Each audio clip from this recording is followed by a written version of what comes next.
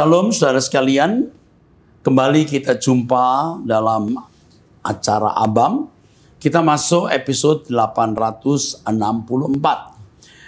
Saya didampingi oleh Bapak Pendeta Dr. Yehuda yang akan membacakan pertanyaan dan kita diskusikan bersama. Silakan Pak Yehuda. Ya, baik Pak. Yang pertama dari seorang wanita berusia 30 tahun, belum menikah, karyawan swasta, tinggal di Cikarang. Shalom Pak Eras. Pak, yang pertama saya minta tolong didoakan. Lelaki yang saya cinta selama 6 tahun terakhir ini baru menikah dengan wanita lain beberapa hari yang lalu. Selama ini kami memang tidak pernah ada status hubungan, tapi dia selalu datang dan mengajak saya komunikasi. Saya merasa seperti dipermainkan. Bodohnya saya tetap mencintainya. Jujur Pak, walau saya sedih dan kecewa, saya tetap mendoakan kebahagiaannya dengan istrinya. Doakan saya Pak untuk mampu melupakan dia dan tidak menoleh ke belakang lagi. Yang kedua, teman saya sepelayanan mengenalkan saya dengan iparnya. Dia 3 tahun di atas saya. Pekerjaannya dia punya usaha jual beli vape di Lampung. Vape.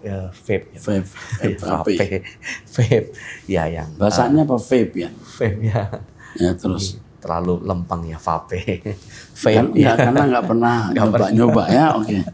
Iya vape. Saya tidak begitu suka dengan jenis usahanya. Menurut Pak Eras bagaimana Pak? Apa saya teruskan untuk mengenal dia? Karena saya tidak mau salah pilih Pak. Saya ingat statement Pak Eras beberapa tahun lalu, pasangan hidup kita adalah hadiah terbaik buat orang tua kita. Jadi harus pilih yang terbaik. Mohon arahannya Pak. Terima kasih Pak Eras, sehat-sehat terus ya Pak. Oke, yang pertama, ketika kita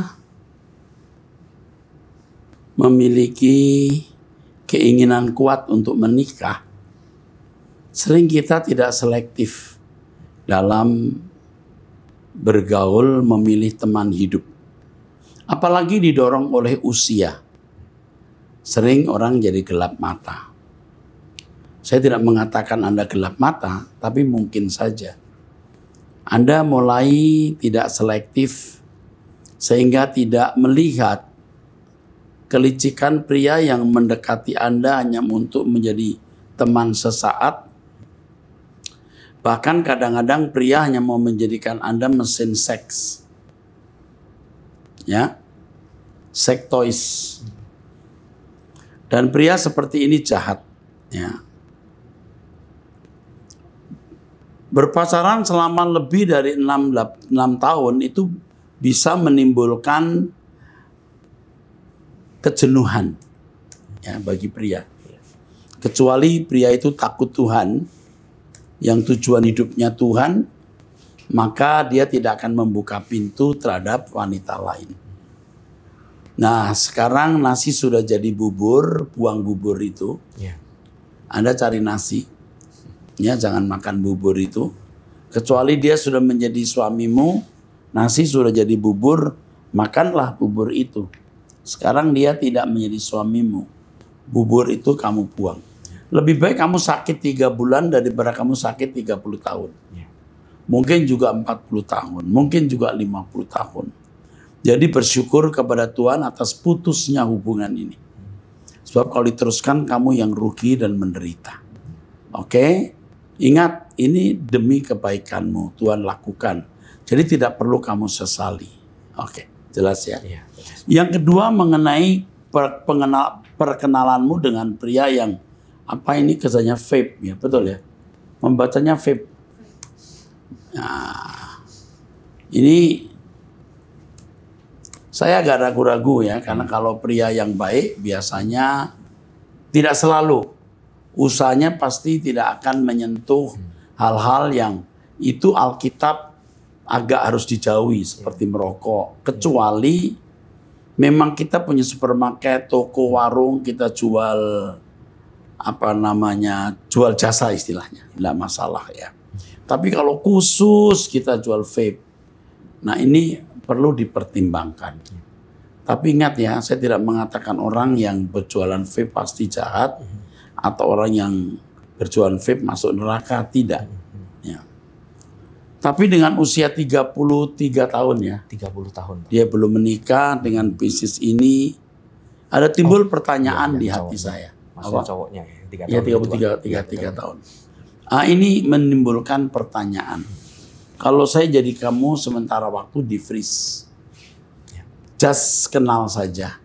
Tapi kayaknya bukan dia. Oke? Lalu bagaimana kau bisa melupakan pria tadi itu? Sudah saya jelaskan, kamu bersyukur, putus. Yang kedua, kamu harus mencari Tuhan saja. Ya. Kamu tadi sebut bahwa pasangan hidup harus hadiah untuk orang tua. Betul juga. Itu sering saya katakan. Tapi ada yang lebih penting. Pasangan hidup harus menjadi rekan sekerja Allah. Yang bersama-sama bertumbuh mewarisi kerajaan Allah. Kalau dia mewarisi kerajaan kegelapan, celaka. Oke? Cukup. Kamu mesti harus banyak berdoa, mengikuti Truth ID, kamu akan punya kecerdasan rohani. Oke. Berikutnya dari seorang wanita berusia 56 tahun, menikah tinggal di Merauke. Shalom Bapak rohaniku, sejak tanggal 2017, sejak tahun 2017, sudah mengikuti semua khotbah Bapak di YouTube. Sangat bersyukur kepada Tuhan sehingga bisa mendapat khotbah Bapak lewat YouTube. Jujur banyak khotbah-khotbah pendeta saya dengar di YouTube tapi tidak merubah imanku. Semua biasa-biasa saja, lewat khotbah Bapak baru benar-benar saya harus berkemas-kemas untuk kehidupan yang kekal, mempersiapkan LB3 melepaskan dunia. Yang saya tanyakan Bapak, bagaimana saya hidup suci dan mengikuti karakter Tuhan Yesus, hidup tak bercacat celah, karena setiap saya berdoa selalu terbayang suami dengan selingkuhannya janda. Saya dapati di jalan berjalan berdua seperti suami istri jam 23 malam. Jam 11 malam. Pulang ibadah penghiburan, kebetulan saya dari belakang. Benar-benar saya sangat marah kepada mereka sampai saya teriaki, maki-maki mereka. Malah suami mau pukul saya, tapi saya bilang silakan pukul. Saya lapor polisi, baru dorang mereka bubar. Janda seorang majelis kami satu gereja. Saya lepaskan pengampunan tapi masih selalu terbayang-bayang kalau berdoa. Suami masih tinggal di rumah tapi hanya datang tidur kalau malam. Jarang komunikasi dengan suami, sudah tidak ada tanggung jawab dalam keluarga. Mohon Bapak saran apa yang saya lakukan? Maaf Bapak rohaniku terlalu panjang kata-kataku. Dengan sukacita saya terberkati lewat khotbah Bapak. Semoga Tuhan buka jalan, ada waktunya GSKI ada di Merauke. Semoga Bapak diberi Tuhan umur panjang, sehat selalu, banyak jiwa yang dimenangkan. Oh ya, teman-teman di sekolah sudah bilang saya sesat ikut Bapak Erastus, tapi saya hanya senyum. Saya bilang coba ikuti dengan baik seminar Bapak, baru rasakan lawatan Tuhan. Makasih Bapak rohaniku, Tuhan Yesus memberkati. Oke. Yang pertama, ini kesaksian yang jujur. Mengikuti Truth ID mengalami perubahan. Ini bukan 1, 2, tapi banyak. Yang kedua, dari cara kamu meneriaki suami, kamu tidak dewasa. Kamu tidak memiliki pengendalian diri yang cukup. Saya tidak katakan kamu jahat atau kamu tidak dewasa sama sekali. Mungkin kamu lumayan dewasa. Tapi mestinya kamu tidak usah teriaki dia. Adalah lebih elegan kau bilang, Papa, kamu jalan dengan siapa? Kamu siapa Mbak? Ini suami saya. Itu lebih elegan dan itu lebih akan mengubah. Mbak kasihan sama saya dan anak saya.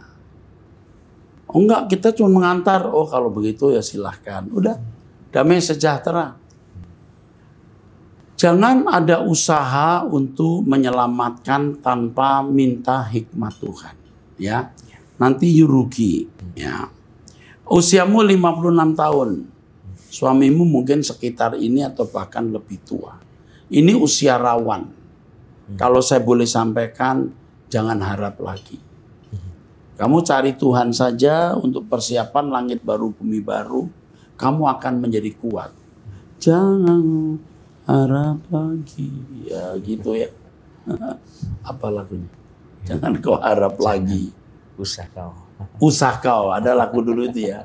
Usah kau harap lagi. Sayang.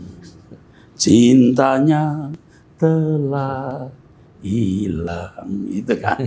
Sekarang kamu ganti begini, kalau kau benar-benar sayang pada Yesus, kalau kau benar-benar cinta, dan seterusnya. Berikan cintamu untuk Tuhan Yesus, jangan harap sayangnya dia sudah hilang. Sakit kamu harapkan, dia pulang syukur, nggak pulang syukur, kamu tunggu dari tempeleng Tuhan. Dia pasti dihajar Tuhan. Kamu nggak tulis anak sudah punya atau belum? Apalagi kalau kamu punya anak, wah bahaya suamimu. Lalu soal GSKI itu ya, kamu lo yang buka GSKI di sana ya.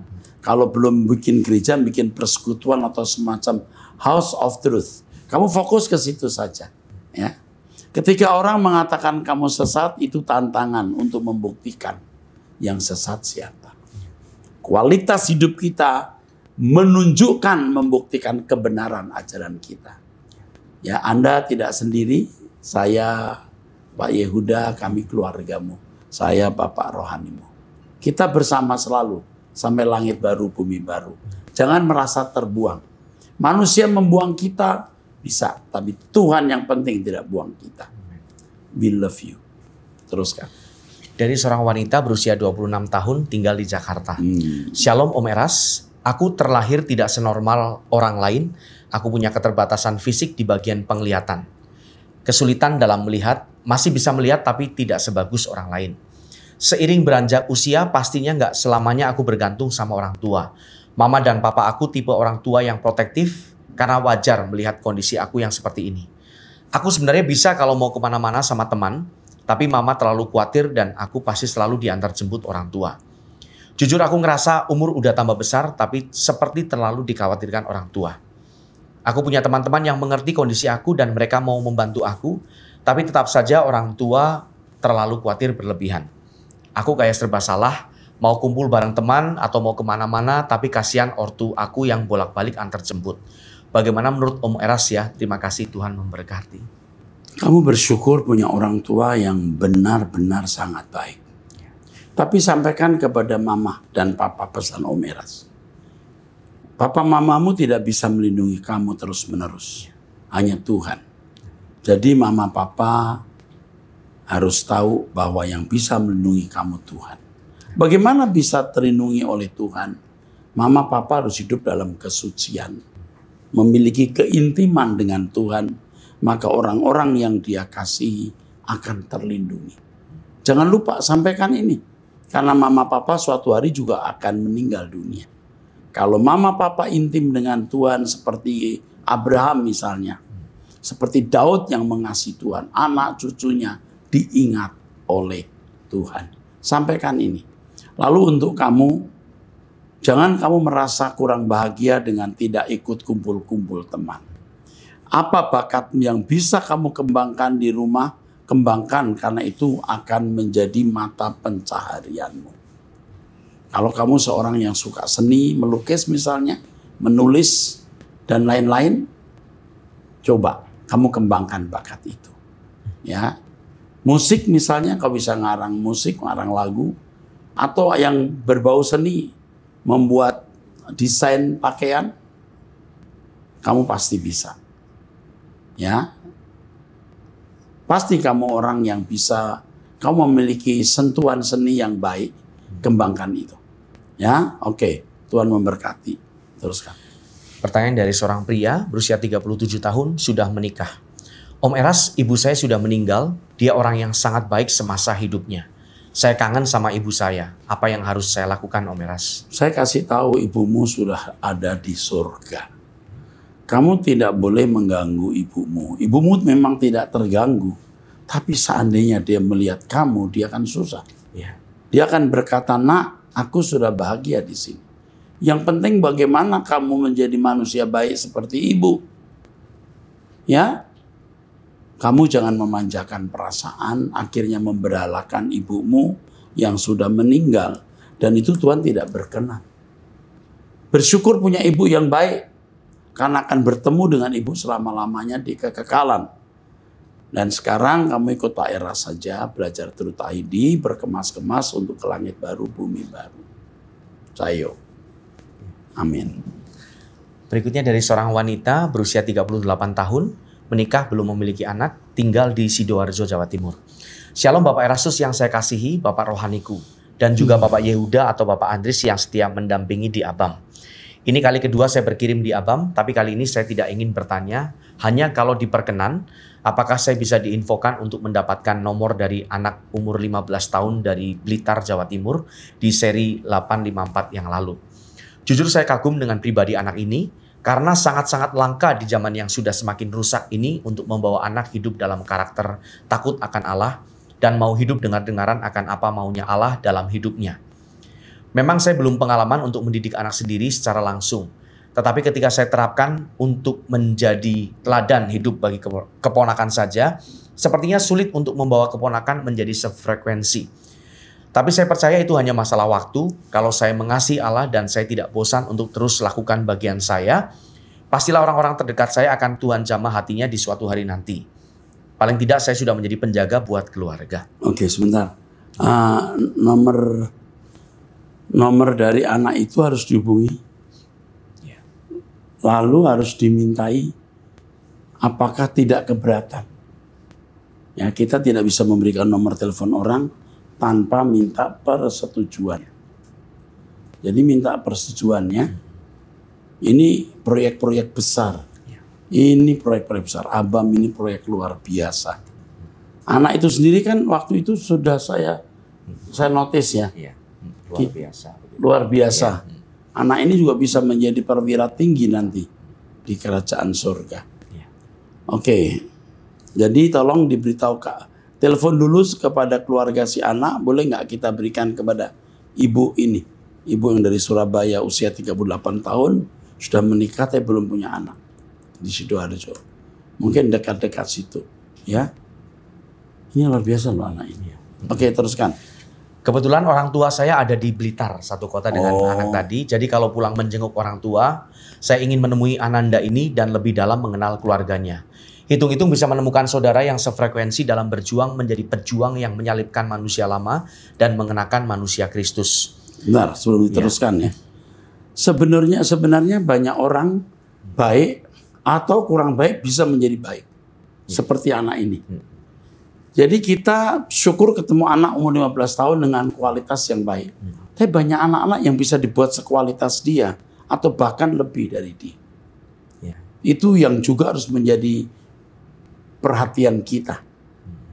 Jadi dukungan saudara untuk pelayanan entah di gereja mana untuk menolong anak-anak seperti ini, ya. Bagaimana kita bisa memproduk anak-anak seperti itu? Ya, ini sudah jadi. Mungkin satu di antara 10.000 atau satu di antara 5.000 atau satu di antara 1.000. Tapi ada anak-anak seperti ini jumlahnya ratusan bahkan ribuan. Yang bisa kita tingkatkan kualitasnya atau kita selamatkan. Itu menjadi proyek, ya, proyek kita. Itu perhatian kita untuk anak-anak ini. Oke, teruskan. Oh ya, maaf kalau lancang, minta tolong tanya Pak, kenapa waktu berkunjung di GSKI Surabaya, Bapak pulang buru-buru? Padahal kalau diperkenan ingin rasanya jabat tangan. Maaf kepanjangannya Pak. Tetap semangat ya Pak dalam menyuarakan suara Allah di tengah dunia yang bising ini. Bapak Elohim Yahweh memberkati kesehatan dan melindungi pelayanan Bapak, keluarga, dan tim. Nah, yang pertama dari Jakarta sudah kurang tidur, sudah letih. Lalu pulang juga harus membuat bahan-bahan yang harus saya persiapkan khususnya dalam menyusun monoteisme itu. Siang malam saya bekerja. Lalu kalau saya sedikit terlambat aja, itu untuk salaman saja nggak kurang 30 menit. Salah, maaf, untuk foto. Itu bisa antri. Kalau 1 orang, 3 orang bareng-bareng bisa. Kadang-kadang satu rombongan 3 orang. 3 itu minta satu-satu. Ini 4 orang datang, kita datang dari ini om, foto udah satu-satu. Nggak apa-apa sebenarnya. Tapi waktu saya juga begitu sempit ya. So minta maaf. Tapi untuk ibu ini baik. Nanti kalau Surabaya tolong diinfo.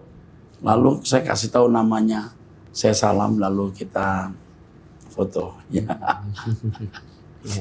Ya, oke. Tuhan berkati, we love you. Oke, yuk. Ya, baik Pak. Sekarang dari seorang pria berusia 24 tahun belum menikah tinggal di Jakarta Utara. Shalom Bapak Gembala, saya jemaat GSKI Rehoboth Arta Gading. Beberapa hari lalu saya memergoki pacar saya selingkuh di belakang saya, walaupun kita sudah berpacaran hampir 3 tahun Pak. Saya bingung apa yang saya harus lakukan, perasaan saya bercampur aduk saat tahu pacar saya selingkuh Pak. Karena saya sudah ingin melanjutkan hubungan kami ke jenjang yang lebih serius, yaitu pernikahan.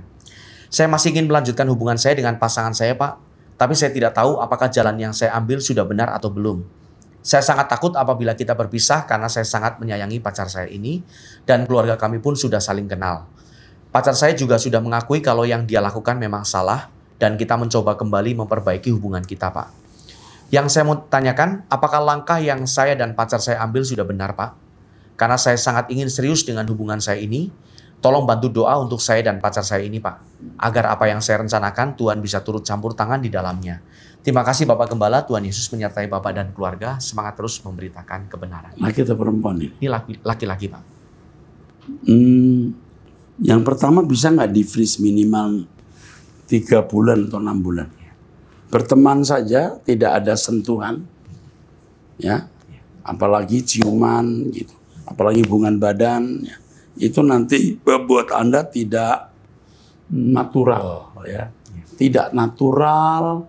Nanti Anda tidak bisa menilai objektif pacarmu, ya. Tapi kita harus tanya juga, kamu sampai dia selingkuh itu kenapa? Kamunya galak, pelit. Ya kamu syukur dapat dia, tapi dia malang dapat kamu. Iya. Jadi ketika dia merasa bahwa kamu tidak mendatangkan damai sejahtera dalam hidupnya, entah mungkin faktor ekonomi bisa, faktor kamu temperamental bisa.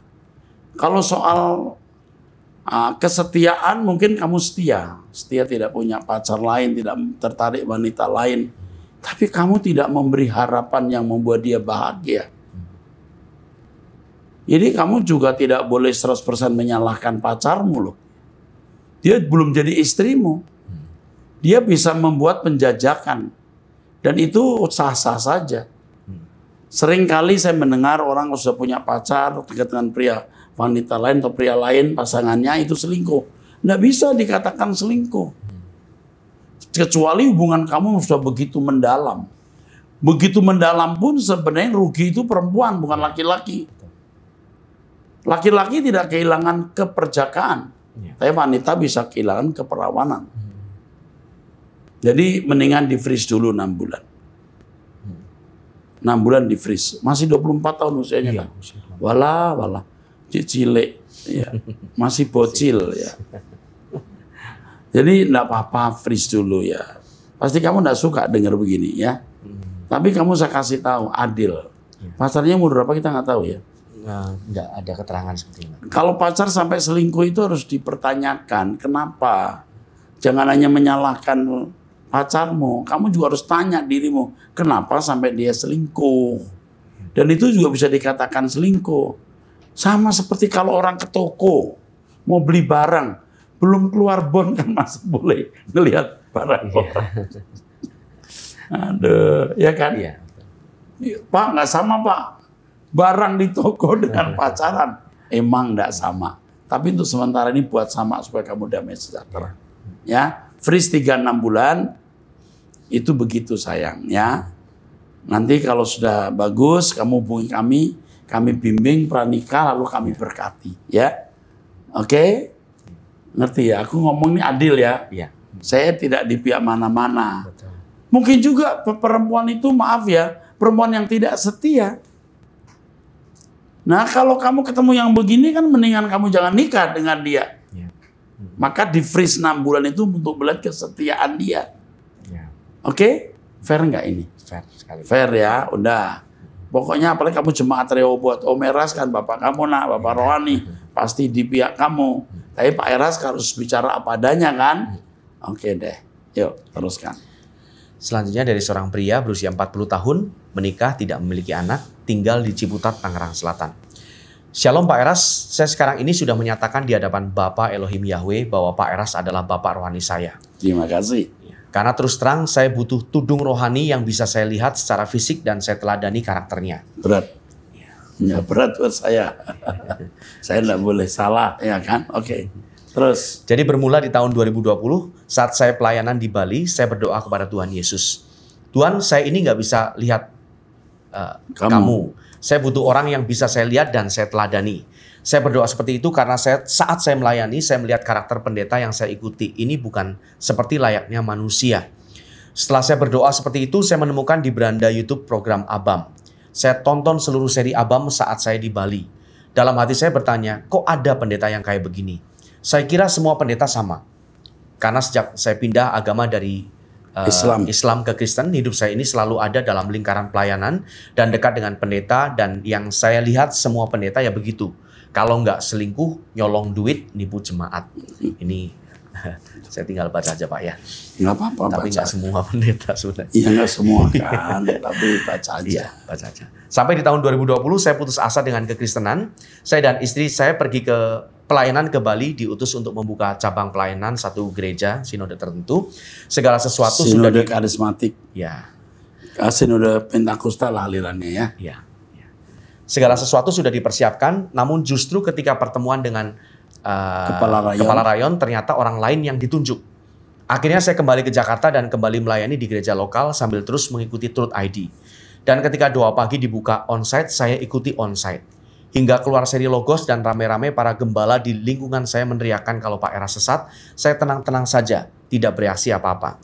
Sampai pada suatu waktu gembala di gereja lokal saya bertanya kepada saya dan saya disuruh untuk berhenti dan meninggalkan ajaran Pak Erastus. Saya menjawab, saya tidak bisa.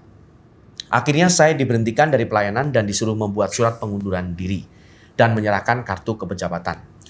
Saat ini untuk memenuhi kebutuhan sehari-hari saya bekerja sebagai supir panggilan dan saat ini saya merintis persekutuan doa yang bernafas suara kebenaran di daerah Pamulang. Kami ibadah di hari Sabtu dan rencana di 2024 nanti mau ibadah di hari Minggu. Oh ya Pak, beberapa waktu lalu saya tuh mimpi. Bapak itu ajak saya makan di restoran dan setelah makan, Bapak kasih saya kunci mobil Bapak dan saya ambil mobil Bapak dan saya setirin.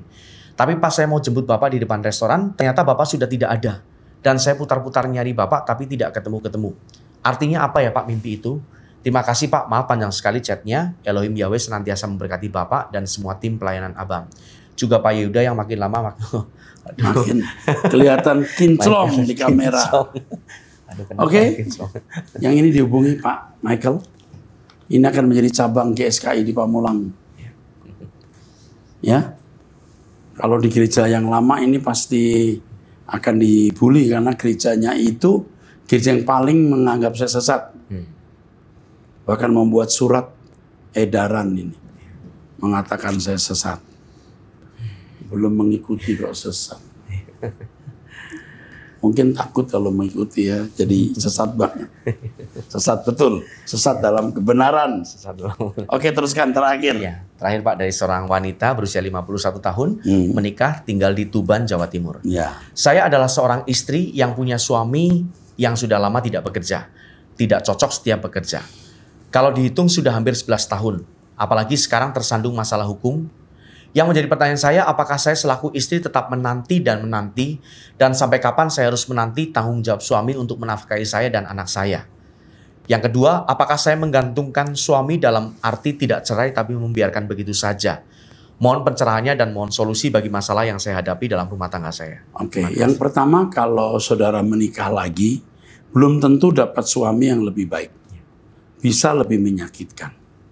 Yang kedua, lebih baik Anda berusaha untuk mencari nafkah. Bagaimana memiliki penghasilan dan tidak bergantung kepada suami yang bermasalah. Ya. Yang ketiga, jangan cerai digantung saja. Bukan tidak mungkin suami bisa bertobat dan anak Anda tidak memiliki, anak Anda itu hanya memiliki satu bapak kandung. Nggak ada mantan bapak kandung, tetap bapak kandung. Jadi Anda digantung saja. Ingat, Anda menikah pun belum tentu bahagia. Kalau saya nasihati Anda, ya ikut saja saya. Ikut ke LB3, hidup suci, itu indah. Ya, kami akan bersama dengan Anda, Bu. Kami akan dampingi Ibu terus. Ingat ya, usahakan cari nafkah. Ya. Jangan cerai, bertumbuh terus di dalam Tuhan, akan bisa melewatinya. Suami masih punya kemungkinan bertobat. Baik, ini usai di episode 864. Sampai jumpa di episode 865. Tuhan memberkati.